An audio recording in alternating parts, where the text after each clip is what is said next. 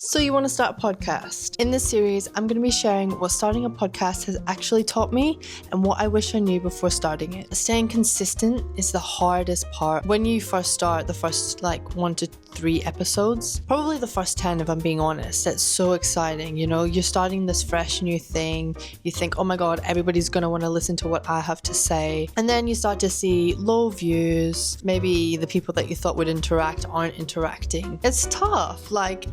It affects you mentally. You know, you start doubting yourself. There's a lot of negative emotions that come with that. And the reality is most people don't quit because they don't have the ideas. They quit because they don't have the consistency and the discipline to show up every single week. The reason that consistency breaks people is because there's no instant feedback loop. You know, we've been doing our podcast for a year now, and only now are we starting to get traction on our podcast episodes and our podcast clips that we're posting. Growth is slow when you're starting a podcast, and it almost feels invisible. You feel like nobody's watching you and nobody cares. So you think, oh, I'll just miss this week's episode because I'm too busy, I'm too tired, I can't be bothered. It's fine until it becomes a habit and then your podcast has just fizzled out. Consistency is about identity. Not a lot of people will be able to show up every single week for a year, but if you can, then you're at the top 1%.